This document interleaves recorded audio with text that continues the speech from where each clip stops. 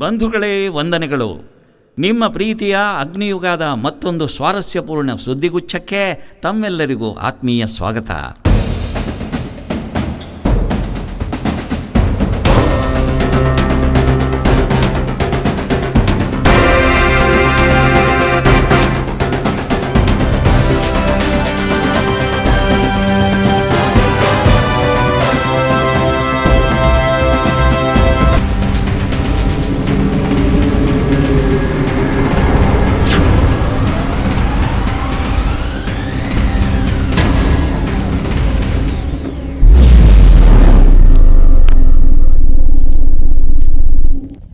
ಅಧೋಗತಿಯತ್ತ ಶರಾವತಿ. ಪ್ರಗತಿಯ ಹೆಸರಲ್ಲಿ ಈ ಪ್ರಳಯಾಂತಕ ಮನುಷ್ಯಜೀವಿ ಅದೆಂತೆಂತಹ ಅನಾಹುತಕಾರಿ ಹೆಜ್ಜೆ ಇಡುತ್ತಾ ಹೋಗುತ್ತಿದ್ದಾನೆ. ತನ್ನದೇ ಮನೆ ಮುರಿದು ಮಂಟಪ ಕಟ್ಟುವ ಮುಠಾಳ ಕೆಲಸಕ್ಕೆ ಹೇಗೆ ಮುಂದಾಗಿದ್ದಾನೆ. ವಿದ್ಯುತ್ ಹೆಚ್ಚು ಉತ್ಪಾದಿಸುವ ಯೋಜನೆ ಹಾಕಿಕೊಂಡು ವಿವೇಕ ಶೂನ್ಯನಾಗಿ ತಾನೇ ತನ್ನ ಮರಣ ಶಾಸನಕ್ಕೆ ಮುನ್ನುಡಿ ಬರೆಯಲು ಮುಂದಾಗಿದ್ದಾನೆ. ಇದರಿಂದ ಇಡೀ ಮಾನವ ಕುಲಕ್ಕೆ ಅದೆಂತಹ ಆಪತ್ತು ತರಲು ಹೊರಟಿದ್ದಾನೆ ಎಂಬ ಕಳವಳಕಾರಿ ಕಥಾನಕವೇ ಈ ಬಾರಿಯ ಮೋಸ್ಟ್ ಶಾಕಿಂಗ್ ನ್ಯೂಸ್. ಇವಳು ಕರುನಾಡ ಜೀವನಾಡಿ ಶರಾವತಿ. ರಾಜ್ಯದ ಜನತೆಗೆ ಬೆಳಕು ಬದುಕನ್ನು ನೀಡಿ ಸಲಹುತ್ತಿರುವ, ಇಡೀ ಜಗತ್ತನ್ನೇ ತನ್ನ ವಿರಾಟ್ ಸ್ವರೂಪದಿಂದ ತನ್ನತ್ತ ಸೆಳೆಯುತ್ತಿರುವ ಪರಮ ಸೌಂದರ್ಯವತಿ, ಕನ್ನಡ ಕಲಿಗಳ ಪಾಲಿನ ಭಾಗೀರಥಿ, ಕನ್ನಡ ಮಕ್ಕಳ ಪಾಲಿಗೆ ಭಾಗ್ಯವತಿ ನಮ್ಮಮ್ಮ ಶರಾವತಿ. ಕನ್ನಡಾಂಬೆಯ ಮಮತೆಯ ಮಡಿಲಲ್ಲಿ, ಶರಾವತಿಯ ಜುಳುಜುಳು ಒಡಲಲ್ಲಿ ಬೆಳೆದ ನಾವು ಕನ್ನಡಿಗರು ಎಂತಹ ಭಾಗ್ಯವಂತರು ಅಲ್ಲವೇ? ಆದರೆ ದುರ್ದೈವವಶಾತ್ ಇಂತಹ ಚಿನ್ನದ ನೆಲದ ಒಡಲಿಗೆ ಕನ್ನವಿಕ್ಕುವಂತಹ ಕೆಲ ಕುಕೃತ್ಯಗಳು ಸದ್ದಿಲ್ಲದೆ ನಡೆಯುತ್ತಲೇ ಇದೆ.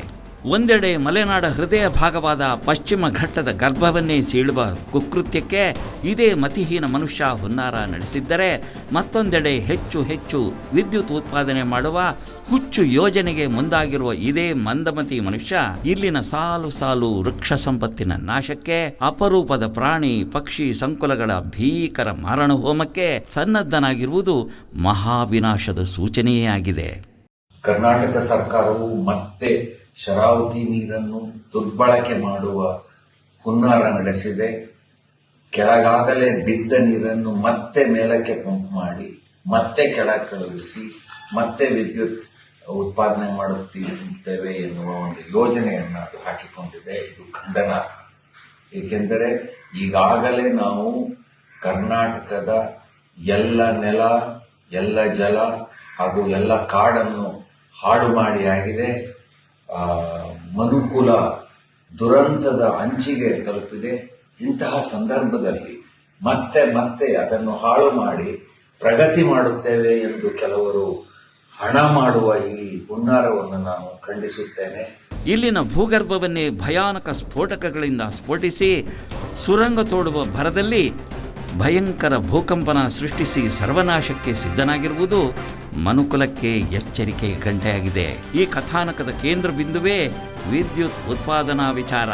ಅದರಲ್ಲೂ ವಿಶೇಷವಾಗಿ ಪ್ರಸ್ತುತ ನಮ್ಮ ರಾಜ್ಯಕ್ಕೆ ಹೆಚ್ಚು ಕಾರ್ಯದೊತ್ತಡ ಇರುವ ಸಂದರ್ಭದಲ್ಲಿ, ಪೀಕ್ ಹವರ್ಸ್ನಲ್ಲಿ ಬೇಡಿಕೆಗೆ ಅನುಸಾರವಾಗಿ ಹೆಚ್ಚುವರಿ ವಿದ್ಯುತ್ತನ್ನು ಪೂರೈಸುವ ವಿಷಯದಲ್ಲಿ ತಲೆದೋರಿರುವಂತಹ ಸಮಸ್ಯೆಯ ಪರಿಹಾರದ ಕುರಿತು ಏನೇನಾಗುತ್ತಿದೆ? ಅಸಲಿಗೆ ಮೊಟ್ಟ ಮೊದಲು ಕರ್ನಾಟಕದ ವಿದ್ಯುತ್ ಉತ್ಪಾದನಾ ಘಟಕ ಸ್ಥಾಪನೆಯಾಗಿದ್ದು ಲಿಂಗನಮಕ್ಕಿಯಲ್ಲಿ 55 ಮೆಗಾವ್ಯಾಟ್ ಸಾಮರ್ಥ್ಯದ ವಿದ್ಯುತ್ ಇಲ್ಲಿ ಉತ್ಪಾದನೆಯಾಗುತ್ತದೆ. ಸ್ವಾತಂತ್ರ್ಯ ಪೂರ್ವ 1940ರ ಸಂದರ್ಭದಲ್ಲಿ ನಿರ್ಮಾಣಗೊಂಡ ಮಹಾತ್ಮ ಗಾಂಧಿ ಪವರ್ ಹೌಸ್, ಈ ಪವರ್ ಸ್ಟೇಷನ್ 139.2 ಮೆಗಾವ್ಯಾಟ್ ಉತ್ಪಾದನಾ ಸಾಮರ್ಥ್ಯವನ್ನು ಹೊಂದಿರುವಂತಹದ್ದು. ಅದೇ ರೀತಿ ಸೋಹಂ ಅಥವಾ ಅಂಬುತೀರ್ಥ ಹೆಸರಿನ 22 ಮೆಗಾವ್ಯಾಟ್ ವಿದ್ಯುತ್ ಉತ್ಪಾದನಾ ಸಾಮರ್ಥ್ಯ ಹೊಂದಿರುವ ಖಾಸಗಿ ಸಂಸ್ಥೆಯು ಕೂಡ ಪ್ರಚಲಿತದಲ್ಲಿದೆ. ಇಲ್ಲಿನ ಅತ್ಯಂತ ದೊಡ್ಡ ಪವರ್ ಹೌಸ್ ಎಂದು ಗುರುತಿಸಿಕೊಂಡಿರುವಂತಹ 1035 ಮೆಗಾವ್ಯಾಟ್ ವಿದ್ಯುತ್ ಉತ್ಪಾದನಾ ಸಾಮರ್ಥ್ಯವನ್ನು ಹೊಂದಿರುವಂತಹ ಶರಾವತಿ ಪವರ್ ಸ್ಟೇಷನ್, ಇನ್ನು ಕೊನೆಯಲ್ಲಿರುವಂತಹ ಗೇರುಸೊಪ್ಪ ಪವರ್ ಸ್ಟೇಷನ್ 240 ಮೆಗಾವ್ಯಾಟ್ ವಿದ್ಯುತ್ ಉತ್ಪಾದನಾ ಸಾಮರ್ಥ್ಯವನ್ನು ಹೊಂದಿರುವಂತಹದ್ದು. ಹಳೆಯ ಪದ್ಧತಿಗಳಾದ ಥರ್ಮಲ್, ಹೈಡ್ರೋ ಪವರ್ ಹಾಗೂ ನ್ಯೂಕ್ಲಿಯರ್ ಉತ್ಪಾದನಾ ವಿಧಾನ ಹೊಂದಿರುವಂತಹ ಪದ್ಧತಿಗಳೊಂದಿಗೆ ನೂತನ ವಿದ್ಯುತ್ ಉತ್ಪಾದನಾ ಪದ್ಧತಿಯಾದ ಸೋಲಾರ್, ವಿಂಡ್ ಮತ್ತು ಟೈಡಲ್ ಪದ್ಧತಿಗಳು ಇಷ್ಟರ ಮೇಲೆ ಸರ್ಕಾರ ಹೊಸ ಸ್ಕೀಮ್ ಒಂದನ್ನು ಅಳವಡಿಸಲು ಹೊರಟಿರುವುದೇ ಇಂತಹದ್ದೊಂದು ಭೀಕರ ಸುದ್ದಿ ಸ್ಫೋಟಕ್ಕೆ ಕಾರಣವಾಗಿರುವುದು. ಶರಾವತಿ ಪಂಪ್ಡ್ ಸ್ಟೋರೇಜ್ ಯೋಜನೆ ವಿವಾದಾಸ್ಪದವಾದಂಥ ಒಂದು ಯೋಜನೆ ಆಗಿದೆ. ಇದು ಮಧ್ಯ ಪಶ್ಚಿಮ ಘಟ್ಟದ ಅತ್ಯಂತ ಪ್ರಮುಖವಾದಂಥ ಶರಾವತಿ ಕಣಿವೆನಲ್ಲೇ ಬರ್ತಾ ಇದೆ. ಶರಾವತಿ ವನ್ಯಜೀವಿ ಧಾಮದ ಒಳಗೇ ಬರ್ತಾ ಇರತಕ್ಕಂಥ ಯೋಜನೆ. ಇದು ವನ್ಯಜೀವಿ ಧಾಮ ಆಗಿರೋದ್ರಿಂದ ವೈಲ್ಡ್ ಲೈಫ್ ಪ್ರೊಟೆಕ್ಷನ್ ಆಕ್ಟ್ 1972 ಸಂಪೂರ್ಣ ಸಂರಕ್ಷಣೆಗೆ ಇದು ಒಳಗಾಗಿರುತ್ತೆ ಕಾಯ್ದೆ ರೀತಿಯ. ಇಂಥ ವನ್ಯಜೀವಿ ಧಾಮದ ಒಳಗಡೆ ವನ್ಯಜೀವಿಗಳಿಗೆ ಪೂರಕವಾದಂತಹ ಕಾರ್ಯಕ್ರಮ ಮಾಡಬೇಕೇ ಹೊರತು ಅದಕ್ಕೆ ವಿರುದ್ಧವಾದಂಥ ಯಾವುದೇ ಕಾರ್ಯಕ್ರಮಗಳನ್ನು ಕಾನೂನಿನ ವಿರುದ್ಧವಾಗಿ ಇದು ನಿಷೇಧಕ್ಕೆ ಒಳಗಾಗಿದೆ. ಹಾಗಿದ್ದೂ ಕೂಡ ಶರಾವತಿ ಪಂಪ್ಡ್ ಸ್ಟೋರೇಜ್ ಯೋಜನೆಯನ್ನ ಈ ವನ್ಯಜೀವಿ ಧಾಮದ ಒಳಗಡೆನೇ ಮಾಡ್ತಾ ಇರ್ತಕ್ಕಂಥದ್ದು ಅದು ಸಂಪೂರ್ಣವಾಗಿ ಕಾನೂನಿಗೆ ವಿರುದ್ಧವಾದದ್ದು ಹಾಗೂ ಪಶ್ಚಿಮ ಘಟ್ಟದ ಆರೋಗ್ಯಕ್ಕೂ ಕೂಡ ಸಂಪೂರ್ಣವಾಗಿ ಅದು ವಿರೋಧವಾದದ್ದು. ಆ ದೃಷ್ಟಿಯಿಂದ ನಾನು ಇದನ್ನು ಸಂಪೂರ್ಣವಾಗಿ ವಿರೋಧಿಸ್ತೀನಿ. ನಾನು ಈಗ ಜಾರಿಗೆ ತರಲು ಹೊರಟಿರುವಂತಹ ಯೋಜನೆ ಅದೆಂತಹ ವಿಧ್ವಂಸಕಾರಿ, ವಿನಾಶಕಾರಿ ಎಂಬುದನ್ನು ಇಲ್ಲಿ ಹಂತ ಹಂತವಾಗಿ ವರದಿ ನಿಮ್ಮ ಮುಂದೆ ವಿವರಿಸುತ್ತಾ ಹೋಗುತ್ತದೆ. ಇದು ಶರಾವತಿ ಪಂಪ್ಡ್ ಸ್ಟೋರೇಜ್ ಪ್ರಾಜೆಕ್ಟ್. ಗೇರುಸೊಪ್ಪಾದಿಂದ ತಲಕಳಲೆಯ ಪಂಪ್ಡ್ ಸ್ಟೋರೇಜ್ ಘಟಕಕ್ಕೆ ನೀರನ್ನು ತಂದು ಸಂಗ್ರಹಿಸಿಕೊಳ್ಳಲಾಗುತ್ತದೆ. ಹಾಗೆ ಸಂಗ್ರಹವಾದ ನೀರನ್ನು 6 ಗಂಟೆಗಳ ಕಾಲ ಹೆಚ್ಚುವರಿ ವಿದ್ಯುತ್ ಬೇಡಿಕೆ ಇರುವ ಪೀಕ್ ಹವರ್ನಲ್ಲಿ ಪವರ್ ಪೂರೈಸಲು ಪುನಃ ಹಿಂದಿರುಗಿಸಿ ಶರಾವತಿ ಜಲಸಂಗ್ರಹಾಗಾರಕ್ಕೆ ನೀರನ್ನು ಹರಿಬಿಡಲಾಗುತ್ತದೆ. ಇದರಿಂದ 2000 ಮೆಗಾವ್ಯಾಟ್ ವಿದ್ಯುತ್ ಉತ್ಪಾದನಾ ಗುರಿಯನ್ನು ಹೊಂದಿರುವಂತಹದ್ದು. ಅದನ್ನು ಉತ್ಪಾದಿಸಲು 6 ಗಂಟೆಗಳ ಸಮಯ ಬೇಕಾಗುತ್ತದೆ. ಈಗ ಪುನಃ ಇದರ ಯೋಜನೆಯಂತೆ ಮರಳಿ ನೀರನ್ನು ಮೇಲಕ್ಕೆ ಪಂಪ್ ಮಾಡಲು ಸುಮಾರು 7.5 ಗಂಟೆಗಿಂತಲೂ ಹೆಚ್ಚು ಸಮಯಾವಕಾಶ ತಗುಲುತ್ತದೆ. ಇದಕ್ಕೆ ಬಳಕೆಯಾಗುವ ವಿದ್ಯುತ್ 2500 ಮೆಗಾವ್ಯಾಟ್. ಅಂದರೆ ಉತ್ಪಾದನೆಗಿಂತ ಉಡಿ ಸಾಗುತ್ತಿರುವ 500 ಮೆಗಾವ್ಯಾಟ್ ವಿದ್ಯುತ್ತನ್ನು ಯಾರಪ್ಪನ ಮನೆಯಿಂದ ಪಡೆದು ತರಬೇಕು? ಇದನ್ನು ಬುದ್ಧಿವಂತಿಕೆ ಎನ್ನಬೇಕೋ ಮುಟ್ಟಾಳ ಯೋಜನೆ ಎನ್ನಬೇಕೋ ನೀವೇ ಹೇಳಿ. ಇಂತಹ ತಲೆಬುಡವಿಲ್ಲದ ಯೋಜನೆಗೆ ಸರ್ಕಾರಕ್ಕೆ ಪ್ರಸ್ತಾವನೆ ಸಲ್ಲಿಸಿರುವುದು ಕೇವಲ 15,000 ಕೋಟಿ ರೂಪಾಯಿಯಂತೆ.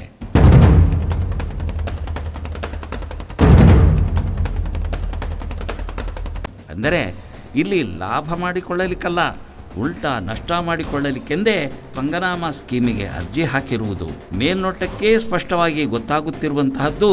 And one more important thing is, ಈ ಯೋಜನೆಗೆ ನಮ್ಮ ಶರಾವತಿಯನ್ನೇ ಆಯ್ಕೆ ಮಾಡಿಕೊಂಡಿರುವುದಾದರೂ ಏಕೆ? ಅದರ ಔಚಿತ್ಯವೇನು? ಆ ತಲಕಳಲೆ ಹಾಗೂ ಗೇರುಸೊಪ್ಪ ನಡುವೆ ಇರುವಂತಹ ಡ್ಯಾಮ್ಗಳ ಎತ್ತರದ ವ್ಯತ್ಯಾಸವೇ 500 ಮೀಟರ್, ಅಂದರೆ ಅಜಮಾಸು 1500 ಅಡಿ ಎತ್ತರ.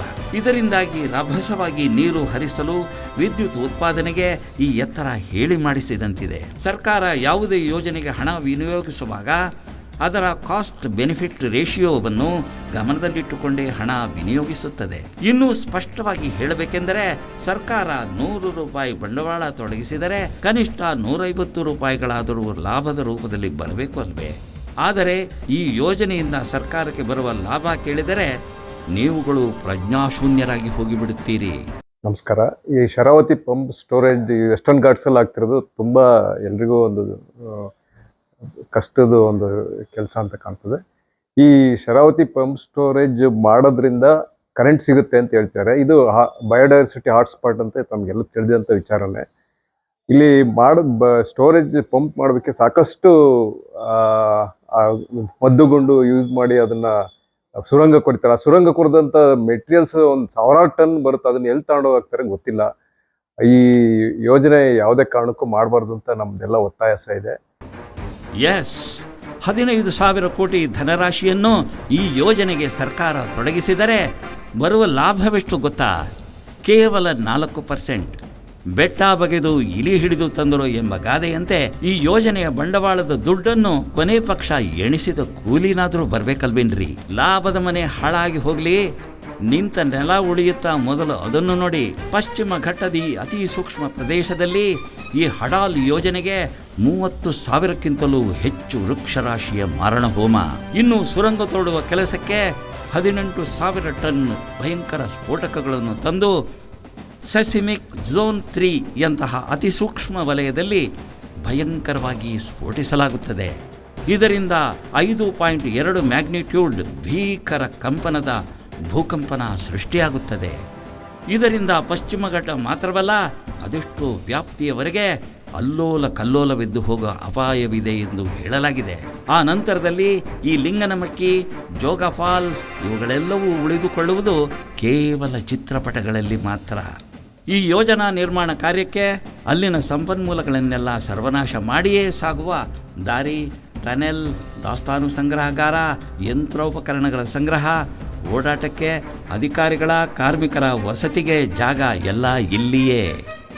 ಪಶ್ಚಿಮ ಘಟ್ಟದ ಸಾಲು ಇಡೀ ದಕ್ಷಿಣ ಭಾರತಕ್ಕೆ ನೀರು, ಆಹಾರ ಕೊಡುವಂಥ ಒಂದು ದಟ್ಟ ಅರಣ್ಯಗಳಿಂದ ಕೂಡಿದಂಥ ಬೆಟ್ಟದ ಸಾಲು. ಈ ಸಾಲಿನಲ್ಲಿ ಬಹಳ ಮುಖ್ಯವಾಗಿ ಕರ್ನಾಟಕದಲ್ಲಿ 40ನೇ ದಶಕದಿಂದ ವಿವಿಧ ಅಭಿವೃದ್ಧಿ ಯೋಜನೆಗಳು, ಬಹಳ ಮುಖ್ಯವಾಗಿ ವಿದ್ಯುತ್ ಯೋಜನೆಗಳಿಗೆ ಅಪಾರ ಪ್ರಮಾಣದ ಕಾಡು ನಾಶ ಆಗಿದೆ. ಹಿರೇಭಾಸ್ಕರ ಡ್ಯಾಮಿನಿಂದ ಪ್ರಾರಂಭವಾದಂಥ ಶರಾವತಿ ಕೊಳ್ಳದ ನಾಶ ಗೇರುಸೊಪ್ಪ ಜಲಾಶಯದವರೆಗೂ ಬಂದಿದೆ. ಇದೇ ಶರಾವತಿ ಕೊಳ್ಳದಲ್ಲಿ ಈಗ ಪಂಪ್ ಸ್ಟೋರೇಜ್ ವಿದ್ಯುತ್ ಘಟಕವನ್ನು ಮಾಡಲಿಕ್ಕೆ ಸರ್ಕಾರ ಮುಂದಾಗಿದೆ. ನಮಗಿಂತ ಲಕ್ಷ ವರ್ಷಗಳ ಮುಂಚೆ ಬಂದಂಥ ವನ್ಯಜೀವಿಗಳನ್ನು, ಸಸ್ಯಗಳನ್ನು, ಹಾಗೆ ಇಲ್ಲಿಯ ಮೂಲ ನಿವಾಸಿಗಳನ್ನು ವಿನಾಶಕ್ಕೆ ಕಾರಣ ಆಗ್ತಾ ಇದೆ. ಹಾಗಾಗಿ ಈ ಯೋಜನೆಯನ್ನು ನಾವೆಲ್ಲರೂ ವಿರೋಧಿಸಲೇಬೇಕು. ಇದೆಲ್ಲ ಸರ್ವನಾಶದ ನಂತರ ಮತ್ತೊಂದು ಮಹಾವಿನಾಶದ ವಿಚಾರ ಬಾಕಿ ಇದೆ. ವಿಶ್ವದಲ್ಲಿ ಎಲ್ಲಿಯೂ ಇರದಂತಹ ಅಪರೂಪದ ಪ್ರಾಣಿ ಪಕ್ಷಿ ಸಂಕುಲಗಳ ಸಸ್ಯ ಸರೀಸೃಪಗಳು ಈ ಶರಾವತಿಯ ದಟ್ಟ ಅಡವಿಯಲ್ಲಿ ಇರುವಂತಹದ್ದು. ಅದರಲ್ಲಿ ಸಿಂಹಬಾಲದ ಶಿಂಗಳಿಕ, ಕಾಳಿಂಗ ಸರ್ಪ, ಚಿಪ್ಪು ಹಂದಿ, ಚಿರತೆ, ಹುಲಿ, ಗ್ರೇಟ್ ಇಂಡಿಯನ್ ಹಾರ್ನ್ಬಿಲ್ ಮೊದಲಾದ ಅತ್ಯಂತ ಅಮೂಲ್ಯ ಅಪರೂಪದ ಪ್ರಾಣಿ ಪಕ್ಷಿ ಸಂಕುಲವೇ ನಿರ್ನಾಮವಾಗಿ ಹೋಗುವ ಅಪಾಯವಿದೆ. ಅದರಲ್ಲಿ ಬಹಳ ವಿಶೇಷವಾಗಿ ಸಿಂಹಬಾಲದ ಶಿಂಗಳಿಕ ವಿಶ್ವದಲ್ಲಿ ಎಲ್ಲೂ ಕಾಣಸಿಗದ ಅತ್ಯಂತ ಅಪರೂಪದ ಪ್ರಭೇದವಿದು.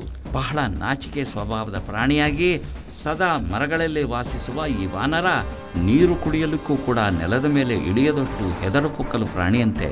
ಮರದಲ್ಲೇ ಸಿಗುವಂತಹ ಒಂದು ನಮೂನೆಯ ಹಣ್ಣು, ಅದರ ರಸವನ್ನು ನೀರಿನ ರೂಪದಲ್ಲಿ ಕುಡಿದು ಬದುಕುವ ಇವುಗಳು ವರ್ಷದಲ್ಲಿ ಯಾವಾಗಲೂ ಒಮ್ಮೆ ಹರಿಯುವ ನೀರಿನ ಕಡೆ ಬರುತ್ತವೆಯಂತೆ. ವಿಶೇಷವೆಂದರೆ ಈ ಸಿಂಹಬಾಲದ ಶಿಂಗಳಿಕಗಳು ಹಾಕುವಂತಹ ಇಕ್ಕೆಯಿಂದ ಸಾವಿರಾರು ಗಿಡಮರಗಳ ಉಗಮಕ್ಕೆ ಕಾರಣವಾಗುತ್ತವೆ. ನಮ್ಮ ಕರ್ನಾಟಕದ ಆಸುಪಾಸಿನ 3 ರಾಜ್ಯಗಳ ದಟ್ಟ ಕಾನನಗಳಲ್ಲಿ ಕೇರಳ, ತಮಿಳುನಾಡು, ಕರ್ನಾಟಕದಲ್ಲಿ ಮಾತ್ರವೇ ಈ ವಾನರ ಸಂತತಿ ಕಾಣಸಿಗುವುದಂತೆ. ಹಾಗಾಗಿ ಇವುಗಳ ಸಂತತಿಯ ಸಂಖ್ಯೆ ಕೇವಲ 2,500 ಎಂಬ ಅಂಕಿಅಂಶ ಲಭ್ಯವಾಗುತ್ತದೆ. ಅದರಲ್ಲಿ 800ರಿಂದ 900 ಶಿಂಗಳಿಕಗಳು ಕರ್ನಾಟಕದ ಪಶ್ಚಿಮ ಘಟ್ಟಗಳಲ್ಲಿರುವುದು ಎಂಬ ಅಂಶ ಇಲ್ಲಿ ಗಮನಾರ್ಹ. ಸ್ವಾಮಿ, ಪ್ರಜ್ಞಾವಂತ ನಾಗರಿಕರೇ, ನಾವುಗಳು ಪರಿಸರ ಕೃಪೆಯಲ್ಲಿ ಬದುಕುತ್ತಿರುವವರು ಎಂಬ ಪ್ರಜ್ಞೆಯಲ್ಲಿರುವವರೇ, ದಯವಿಟ್ಟು ಗಮನ ಕೊಡಿ.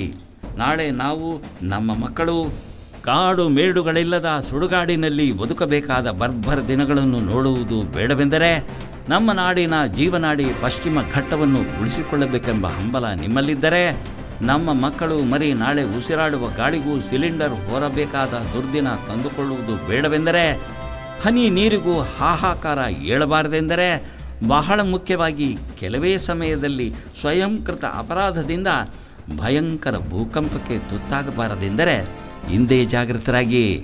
ಕೇವಲ ಕೋಟಿ ಸರ್ಕಾರದ ಹಣ ಲೂಟಲು ಇಂತಹ ಅವೈಜ್ಞಾನಿಕ ಅಪಾಯಕಾರಿ ಯೋಜನೆಗಳನ್ನು ಅನುಷ್ಠಾನಕ್ಕೆ ತಂದು ಅಲ್ಲೋಲ ಕಲ್ಲೋಲವೆಬ್ಬಿಸಲು ಹೊರಟಿರುವ ನಮ್ಮ ನಿಮ್ಮ ನಡುವಿನ ಅಪಾಯಕಾರಿ ಕ್ರಿಮಿಗಳನ್ನು, ಅವರ ಆಪತ್ಕಾರಿ ಯೋಜನೆಯನ್ನು ವಿರೋಧಿಸಿ ದಂಡಾಗಿ ಬನ್ನಿ. ಇದೇ 16/9/2025 ಕಾರ್ಗಲ್ನಲ್ಲಿ, 18/9/2025 ಕಾರವಾರದಲ್ಲಿ ಈ ಕುರಿತಾದ ಸಾರ್ವಜನಿಕ ವಿಚಾರ ವಿನಿಮಯ ಕಾರ್ಯಕ್ರಮದಲ್ಲಿ ತಾವುಗಳು ಪಾಲ್ಗೊಂಡು ಇಂತಹ ದುರ್ದಿನ ನಮಗೆ ಬರದಿರಲೆಂದು, ನಮ್ಮ ಪರಿಸರ, ನಮ್ಮ ಮಕ್ಕಳು ಮರಿ ಸದಾ ಕ್ಷೇಮವಾಗಿರಲೆಂದು ತಾವುಗಳು ಇಚ್ಛೆಪಡುವುದಾದರೆ ಈ ಅನಿಷ್ಟ ಯೋಜನೆಯನ್ನು ಒಕ್ಕೊರಲಲ್ಲಿ ವಿರೋಧಿಸಿ ಕಾರ್ಯಕ್ರಮದಲ್ಲಿ ಬಂದು ಭಾಗವಹಿಸಿ.